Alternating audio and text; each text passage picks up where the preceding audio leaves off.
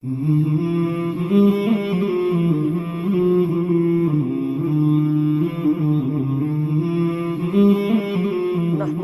ونصلي ونسلم على رسوله الكريم اما بعد فاعوذ باللہ من الشیطان الرجیم بسم اللہ الرحمن الرحیم والفتنة اشد من القتل صدق اللہ العظیم وصدق رسولہ النبی الکریم۔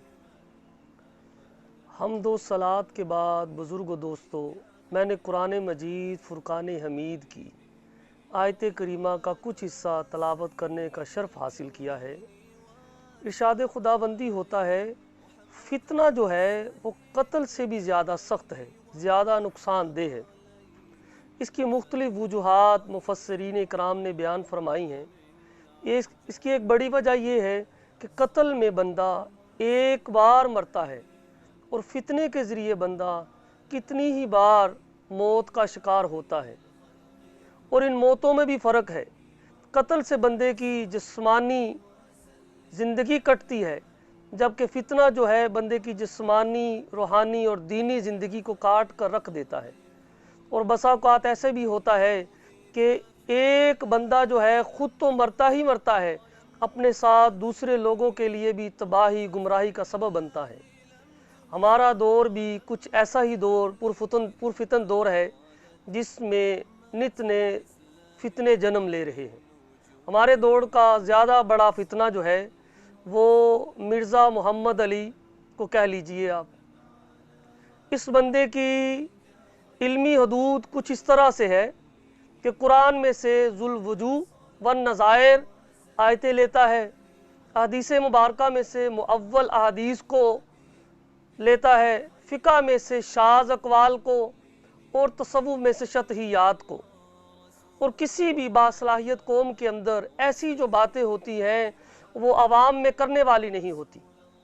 ہر مذہب و ملت، ہر جگہ اور ہر معاشرے کے اندر، ہر علوم و فنون کے اندر کچھ باتیں ایسی ہوتی ہیں جو کچے غیر پختہ ذہنوں کے لیے نقصان دہ ہوتی ہیں۔ مرزا محمد علی جو ہے، اس کا سارا زور انہی باتوں پر ہوتا ہے جن باتوں سے ناپختہ لوگ جو ہیں، کچے ذہن کے جو لوگ ہیں، ان کو اپنی طرف مائل کیا جائے۔ اس کی بنیاد خود کردہ مطالعہ ہے، یعنی سیلف اسٹڈی کی بنیاد پر یہ سامنے آنے والا فتنہ ہے۔ اور سیلف اسٹڈی کی بنیاد پر اکثر لوگ، اس کی ابتدا جو ہے بزرگوں سے بدظنی کے طور پر ہوتی ہے، اور انتہا تبدیل مذہب پر۔ یہ خود بھی اسی بیماری میں مبتلا ہے، اور اس کے پاس بیٹھنے والے بھی اسی بیماری کے شکار تھے بیچارے۔ تو چونکہ مسائل کو حل نہیں کر پاتا تو انہیں خلط مبحث کے اندر ڈال دیتا ہے۔ نہ اس کی ابتدا ٹھیک ہوتی ہے، نہ انتہا ٹھیک ہوتی ہے، نہ درمیانہ حصہ، اور نتیجہ جو ہے ایسا مضحکہ خیز نکالتا ہے کہ بات کہیں کی کہیں چلی جاتی ہے۔ اس کی کوئی بھی ویڈیو دیکھ لو آپ، تو آپ کو یہی فیل ہوگا۔ جو صاحب علم ہے وہ یہ بات سمجھتے ہیں، چونکہ یہ اندھوں میں کانا راجہ بنا ہوا ہے، اور کسی بھی مذہب کے اندر، کسی بھی فیلڈ کے اندر آج تک لوگوں نے کبھی بھی سیلف اسٹڈی کی بنیاد پر کسی چیز کے اندر ماہر ہونے کا دعویٰ نہیں کیا۔ آپ دیکھ لیں، کوئی بندہ ڈاکٹری کی کتابیں پڑھنے سے ڈاکٹر نہیں بنتا، خود کردہ مطالعے سے ڈاکٹر نہیں بنتا، انجینئر کی خود مطالعہ کرنے سے کتابیں انجینئر نہیں بنتا۔ اسی طرح وکیل لے لیں، جج لے لیں، غرض کہ کوئی بھی شعبہ ہو، اس کے اندر یہ بات جو ہے بڑی عیب والی سمجھی جاتی ہے۔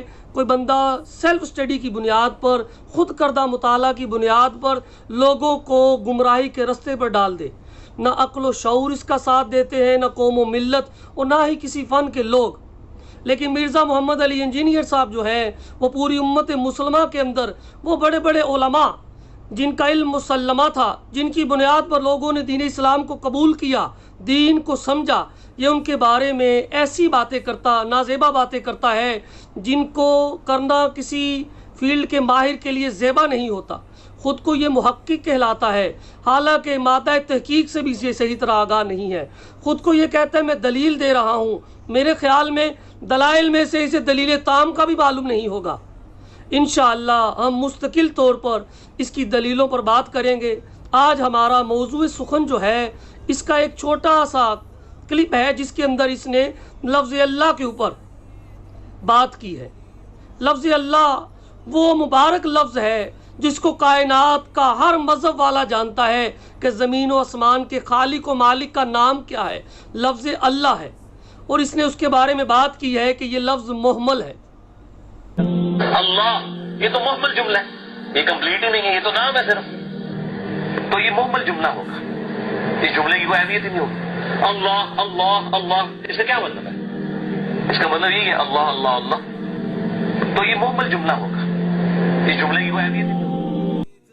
بزرگوں، دوستوں، جو لوگ اردو جانتے ہیں انہیں اچھی طرح معلوم ہے کہ محمل بے معنی لفظ کو کہا جاتا ہے، با معنی لفظ کو محمل نہیں کہتے۔ جیسے ہم پانی وانی بولتے ہیں، پانی ایک با معنی لفظ ہے اور وانی کو ہم محمل کہہ دیتے ہیں۔ لفظ اللہ کے بارے میں اس نے جو بولا ہے یہ کلمہ محمل ہے، اصل میں یہ اس کی اپنی کوئی تحقیق نہیں ہے۔ صوفیہ کرام پر اعتراضات کرنے والوں نے کسی دور میں یہ اعتراض کیا تھا کہ جو اللہ اللہ کا ذکر کرتے ہیں تو یہ ٹھیک نہیں۔ اس پر انہوں نے ایک علمی اشکال پیدا کیا، تو بیچارہ چونکہ علمی طور پر بڑا کمزور ہے دینی علوم میں، یہ ضروری نہیں کہ جو دنیا کا انجینئر ہو، ڈاکٹر ہو، وکیل ہو، وہ اسلام کا بھی ماہر ہو۔ اسلام کی ایک الگ سٹیجز ہیں، الگ نالج ہے، الگ علم ہے اس کے مطابق بندہ علم والا بنتا ہے۔ چونکہ اس کا مطالعہ جو ہے وہ خود کردہ مطالعہ سے یہ باتیں کرتا ہے، علمی اشکال کو بھی سمجھ نہ پایا اور صحیح طرح اس اعتراض کو بھی سمجھ نہ پایا، اور اپنی قابلیت دکھانے کے لیے اس نے بے تکی سی باتیں کر دیں۔ اس نے کہہ دیا بھی لفظ اللہ اللہ کہنا یہ جملہ محمل ہے۔ یہ دو اصل میں اعتراض اس کے بنتے ہیں۔ پہلا تو یہ کہ لفظ اللہ محمل ہے۔ میں نے پہلے عرض کیا آپ سے کہ محمل اردو زبان کے اندر بے معنی لفظ کو کہا جاتا ہے جس کے کوئی میننگ نہ ہو، جبکہ اللہ تبارک و تعالی ایسا با کمال لفظ ہے کہ جس کا بہترین معنی ہے اس کی کسی بھی جز کو آپ الگ الگ کرتے جائیں تب بھی اس کا معنی بگڑتا نہیں ہے۔ دنیا میں کوئی نام ایسا نہیں ہے جس کی کسی جز کو الگ کریں تو وہ اپنے حقیقی معنی پر صحیح دلالت کرے، لیکن لفظ اللہ ایسا مبارک لفظ ہے کہ جب بھی آپ اس کی کوئی بھی جز الگ کریں گے تو اپنے حقیقی معنی سے اس کی دلالت دور نہیں ہوگی۔ دیکھیے لفظ اللہ ہے تو یہ بھی بڑا کمال، اس کے ساتھ بھی قرآن کی آیتیں شروع ہوتی اللہ نور السماوات والارض۔ اگر الف کو ہٹا دیا جائے تو بن جاتا ہے للہ، للہ ما فی السماوات والارض۔ پہلے لام کو ہٹا دیا جائے تو لہو ما فی السماوات والارض، اور لام کو بھی ہٹا دیا جائے تو هو الذی لا الہ الا اللہ۔ قرآن مجید کے اندر لفظ اللہ کی ایک ایک جز کو بھی الگ کر دیا جائے تو لفظ اللہ پر دلالت اس کی ختم نہیں ہوتی، بلکہ اس کی دلالت پورے لفظ سے بڑھ جاتی ہے۔ ایسا با معنی لفظ ہے جس کی حقیقت سے پوری دنیا آگاہ ہے۔ اگر نہیں آگاہ تو مرزا انجینئر صاحب آگاہ نہیں ہیں، جنہوں نے اپنی تیزی دکھانے کے لیے، اپنی دھاک بٹھانے کے لیے لفظ اللہ کے اوپر حملہ کر دیا کہ لفظ اللہ جو ہے یہ محمل ہے۔ میں نے عرض کیا لفظ اللہ ایسا با معنی لفظ ہے کہ پوری کائنات کی حقیقت سمجھ آ جاتی ہے۔ مرزا صاحب نے اس کو لفظ محمل سے تعبیر کر دیا۔ اس پر میں نے کچھ باتیں عرض کی۔ جملہ محدثین، مفسرین، محققین، مجتہدین کا اس پر اکٹ ہے کہ لفظ اللہ اسم اعظم ہے، یعنی وہ نام ہے جس کو لے کر اللہ سے دعا کی جائے تو اللہ کی بارگاہ میں وہ قبولیت کا درجہ پا جاتی ہے۔ بزرگان دین نے لفظ اللہ کے خصائص، اس کے میننگ، اس کے معنی اور اس کے دیگر برکات کے بارے میں مستقل کتابیں لکھی ہیں۔ اصل میں چونکہ یہ بزرگوں کی کتابوں سے چوری کر کے اپنی بات کرتا ہے، اپنے نام سے لگا کر بات کرتا ہے، تو اس لیے اسے یہ اعتراض بھی سمجھ نہ آیا۔ جو صوفیہ پر اعتراض ہوا تھا لفظ اللہ کے بارے میں وہ محمل کا اعتراض نہیں تھا، जो लोगों ने एतराज़ किया वो इल्मी लोग थे, चूँकि उन लोगों को सूफिया के साथ लगाव नहीं था तो उन्होंने अपने इल्मी एतबार से एतराज़ कर दिया कि यार देखो, हमें जो भी इल्म मिलता है वो दो तरह से मिलता है।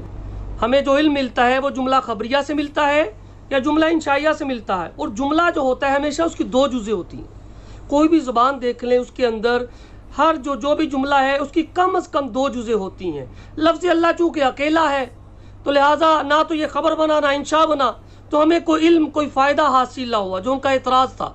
यानी वो कहते थे जिस तरह हम जैद जैद, बकर बकर, ठीक है, खालिद खालिद कहते हैं, तो इससे हमें क्या फ़ायदा हासिल होता है। उन्होंने दूसरे नामों को लफ्ज़ अल्लाह पर क्यास करके ये एतराज़ कर दिया कि लफ्ज़ अल्लाह अल्लाह जो सूफिया बोलते हैं, जो बंदा मोमन अल्लाह अल्लाह बोलता है, उससे क्या इल्म मिलता है, क्या फ़ायदा हासिल होता है।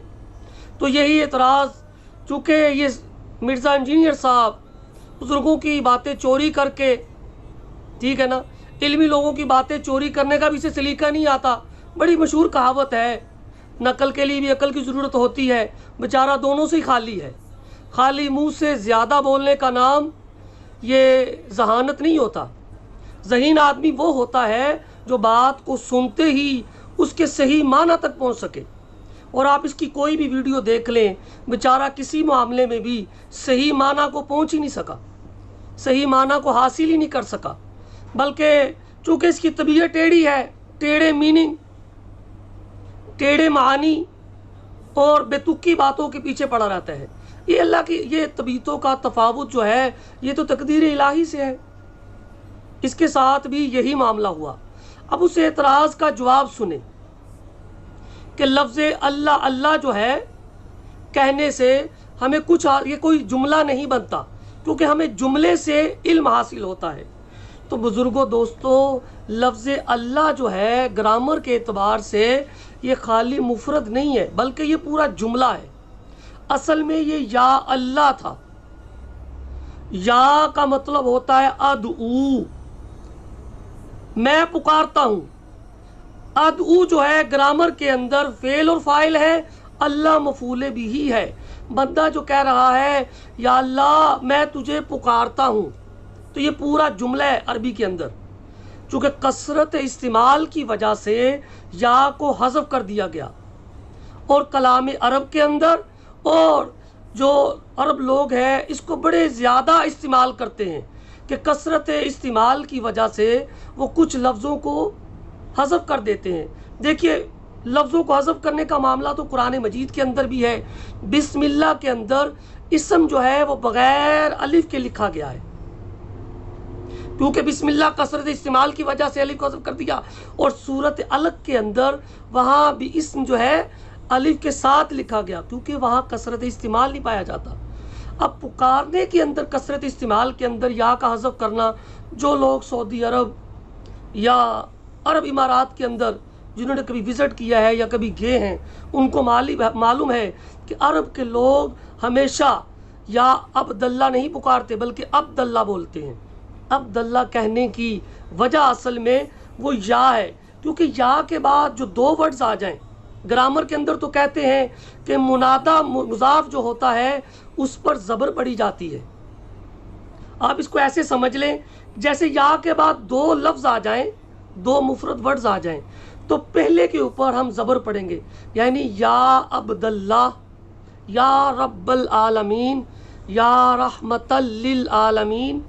जैसे ही या आएगा तो पहला जो लफ्ज़ है उसके ऊपर ज़बर आ जाएगी। चूँकि अब्दुल्ला जो है अब्दल्ला, यहाँ पे या अब्दल्ला बार बार कहना कसरत इस्तेमाल की वजह से अरब वाले या इस्तेमाल नहीं करते, बल्कि उसकी जगह अब्दल्ला बोल देते हैं। तो यहाँ पर भी जो अल्लाह अल्लाह था, ये या अल्लाह था, कसरत इस्तेमाल की वजह से या हज़फ हो गया। जब या लग गया तो ये पूरा जुमला इंशाइया बन गया, जुमला फेलिया इंशाइया। इससे हमें इल्म हासिल होता है। ये तो ग्रामर के एतबार से इसका जवाब था। दूसरा, मिर्ज़ा साहब कहते हैं अल्लाह अल्लाह कहने से क्या फ़ायदा हासिल होगा। बुज़ुर्गों दोस्तों, अल्लाह अल्लाह कहना ये हुक्म रब्बी है। कुरान मजीद फ़ुरक़ान हमीद के अंदर बेशुमार जगहों पर अल्लाह तबारक व ताला फरमाता है वज़कुर इस्मा रब्बिका, याद करो अपने रब के नाम को। कायनात का ज़र्रा ज़र्रा जानता है कि खालिक व मालिक, ज़मीन और आसमान के जो खालिक व मालिक है उसका जो नाम है अल्लाह है। तो अगर अमर को बग़ैर कराइन के माना जाए, अमर को बग़ैर किसी करीने के माना जाए, तो बग़ैर किसी करीने के अमर हुक्म के लिए आता है, वजूब के लिए आता है। तो इस सूरत के अंदर लफ्ज़ अल्लाह पुकारना तो वाजिब है, अल्लाह का हुक्म मानना है। अल्लाह का हुक्म मानना ही दीन की तकमील है। ये जो लफ्ज़ अल्लाह है कुरानी एतबार से अल्लाह का हुक्म है। अगर हम अमर को, वज़कुर को अगर हम इस्तेहबाबी मान ले तो फिर भी लफ्ज़ अल्लाह कहना बड़ा ही अच्छा काम है। लफ्ज़ अल्लाह जो है ये बोलना इस आयत से पता चला बेहतरीन काम है। बुज़ुर्गों, दोस्तों, इस बंदे ने बोला क्या फ़ायदा हासिल होगा, मैं वो फ़ायद गिनवा रहा हूँ। कुरान मजीद के अंदर तो जगह जगह अल्लाह तबारक व तआला ये हुक्म इरशाद फरमाता है कि अल्लाह के नाम को याद करो। तो अल्लाह का नाम क्या है? वो लफ्ज़ अल्लाह है, ये पूरी कायनात जानती है। अब देखिए हदीस मुबारक बड़ी मशहूर है तिरमिज़ी और दारमी की, फ़ज़ाइलुल कुरान के अंदर ये आपको बड़े इजीली मिल जाएगी कि अब्दुल्ला बिन मसूद रज़ी अल्लाह ताला अन्हु फरमाते हैं कि नबी पाक सल्लल्लाहु अलैहि वसल्लम ने फरमाया कि जो बंदा कुरान का एक हर्फ पढ़ता है तो अल्लाह तबारक व तआला उसे एक नेकी अता फरमाता है और एक नेकी का अजर 10 नेकियों जितना मिलता है। फिर करीम आका अलैहिस्सलातु वस्सलाम फरमाते हैं मैं नहीं कहता कि अलिफ लाम मीम एक हर्फ है, बल्कि अलिफ एक हर्फ है, लाम एक हर्फ है और मीम एक हर्फ है। यानी जो अलिफ लाम मीम पढ़ता है उसे 30 नेकियां मिलती हैं। तो बुज़ुर्गों, दोस्तों, लफ्ज़ अल्लाह के अंदर 4 हरफ हैं, अलिफ लाम लाम हा, और ये चारों कुरान की आयतों में इस्तेमाल हुए हैं। ख़ुद कुरान मजीद के अंदर कोई 2500 से ज़्यादा मरतबा लफ्ज़ अल्लाह इस्तेमाल हुआ है। तो जब भी कोई बंदा लफ्ज़ अल्लाह पढ़ता है उसे 40 नेकियां मिलती हैं। इससे बड़ा और क्या फ़ायदा होगा? हशर के मैदान में तो बंदा मोमन एक एक नेकी के लिए तरसेगा कि यार मुझे एक नेकी मिल जाए। और उन नेकियों से दूर करने वाला कौन है? मिर्ज़ा मोहम्मद अली इंजीनियर साहब। वो कह रहे लफ्ज़ अल्लाह अल्लाह कहने का क्या फ़ायदा होगा? लफ्ज़ अल्लाह अल्लाह कहने के जितने फ़वाइद हैं वो एक वीडियो के अंदर बयान ही नहीं किए जा सकते। लफ्ज़ अल्लाह जो है ये दिलों का ज़ंग दूर करता है, रूह को रोशन करता है, अक़ल को मुनव्वर करता है, दीन की समझ के लिए मददगार बनता है। ढेरों इसके फ़वाइद हैं, खसाइस हैं जो बुज़ुर्गों ने अपनी किताबों में दर्ज किए हैं। मैं उन्हीं बुज़ुर्गों की बातों को आपके सामने बयान कर रहा हूँ।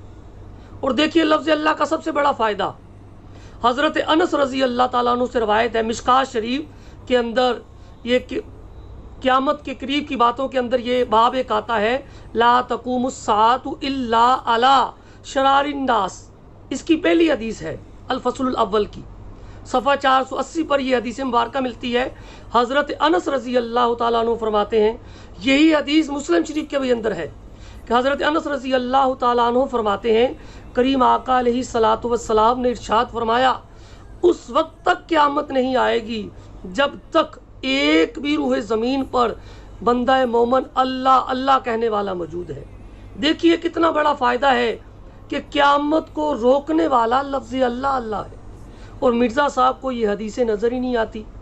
असल में मिर्ज़ा साहब की आदत ये है, वो वन साइड बंदे हैं, एक साइड की हदीसें लेकर लोगों के ऊपर बदतमीज़ी करना और उसी के ज़रिए बुज़ुर्गों के बारे में बदगुमानी फैलाना और उसी के ज़रिए लोगों को तब्दील मज़हब पर माइल करना। इंशाअल्लाह हम इसकी हर वीडियो के अंदर आपको दिखाएंगे कि इसने एक साइड की हदीसें लोगों को बयान की हैं, दूसरी साइड की हदीसों की ना तो कोई तौजीह बयान की है, ना तत्बीक बयान की है, बल्कि उनके मानने वालों को ऐसा साबित करने की कोशिश की है जैसे उनको इल्म हदीस आता नहीं है। हकीकत में वो लोग सही मानों में इल्म हदीस को समझने वाले थे, जिन्होंने असातिज़ा से पढ़कर सही मानों में समझ कर दीन को लोगों को बयान फरमाया। अल्लाह ताला से दुआ है ہمیں صحیح معنوں میں سلف صالحین کے طرز پر بزرگان دین کے نقش قدم پر چلتے ہوئے شریعت مطہرہ کو دین منور کو سمجھ کر عمل کرنے کی توفیق عطا فرمائے اور نت نئے فتنوں سے اللہ تعالی ہم سب کو بچائے۔ وآخر دعوانا ان الحمد للہ رب العالمین۔ بك خير الخلق كلهم مولاي صل وسلم دائما أبدا على حبيبك خير الخلق كلهم